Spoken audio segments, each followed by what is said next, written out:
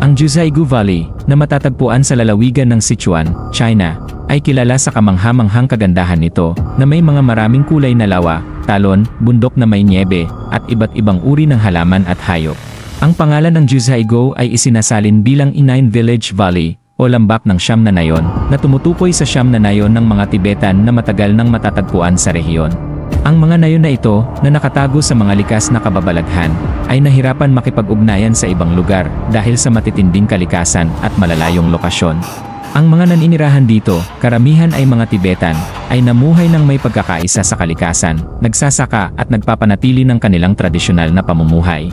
Ang bawat nayon sa Jiuzhaigou ay halos self-sufficient, may mga natatanging kaugalian at dialekto. Ang lambak ay isang mahalagang sentro ng Tibetan Buddhism na may mga sagradong lugar at mga pagdalaw na bahagi ng kanilang kultura. Sa mga buwan ng taglamig, minsang nagyelo ang mga lawa ng Jiuzhaigou na nagiging kamangha-manghang kaibahan sa mga snow-covered na tanawin at nagyelong tubig. Ang ilang mga lawa ay nagiging parang mga salamin na nagre-reflect ng mga nakapaligid na bundok at puno, habang ang iba naman ay may manipis na yelo na bumubuo ng isang tahimik na paraisong taglamig. Isa sa mga pinaka-photogenic na lugar sa lambak ay ang Shuzheng Lake, o kilala rin bilang Mirror Lake. Ang malinaw na tubig ng lawa ay nagre-reflect ng mga nakapaligid na puno, bundok, at langit ng perpekto kaya't nagmumukha itong isang salamin, na nagdudulot ng isang surreal at tahimik na imahe na hinahanap ng mga photographer at mahilig sa kalikasan. Kilala ang mga lawa ng Jiuzhaigou sa kanilang kahanga-hangang kalinawan at makulay na mga tint, salamat sa mga deposito ng mineral sa ilalim ng mga lawa. Ang mga mineral na ito, tulad ng calcium carbonate, ay nagdudulot ng malinaw na tubig at nagbibigay ng mga kamangha-manghang kulay. Ang ilang lawa ay kahit na kumikislap sa ilalim ng araw dahil sa mga mineral na ito. Ang Jiuzhaigou Valley ay isang hotspot ng biodiversity, tahanan ng malawak na hanay ng mga bihirang uri ng halaman at hayop. Tinatawag itong living fossil dahil sa papel nito sa pagpapanatili ng mga sinaunang species na wala nang matatagpuan sa ibang lugar.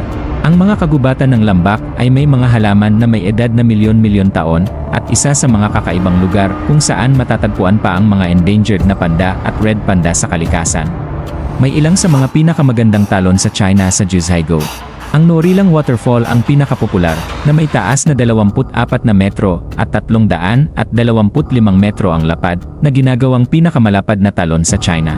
Ang napakalaking talon na ito ay lumilikha ng mist na nagpapalago ng mga halaman sa paligid, na nakatutulong sa masaganang berdeng tanawin. Ang lambak ay apektado ng malupit na lindol ng Sichuan noong 2008 na nagdulot ng malawakang pinsala sa rehiyon, kabilang ang mga landslides at mga pagbabago sa daloy ng mga lawa at talon.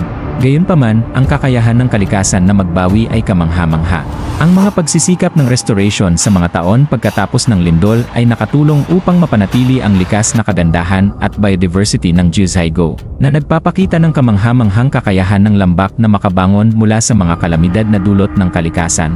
Kilala ang lambak sa mga makulay at maraming mga lawa, mula sa turquoise hanggang emerald hanggang sa malalim na asul.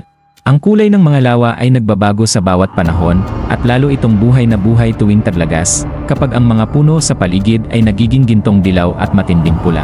Ang Jiuzhaigou ay itinuturing na isang sagradong lugar para sa mga Tibetan. Ayon sa mitolohiyang Tibetan, ang lambak ay nilikha ng Diyosang si Wuguchan, na sa isang kislap ng kanyang kamay, nilikha ang mga kamangha-manghang lawa upang pagpalain ang lupa.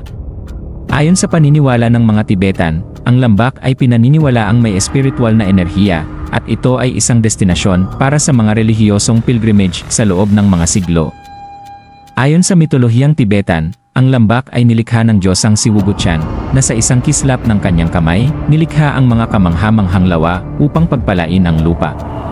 Ayon sa paniniwala ng mga Tibetan, ang lambak ay pinaniniwalaang may espiritual na enerhiya, at ito ay isang destinasyon para sa mga relihiyosong pilgrimage sa loob ng mga siglo.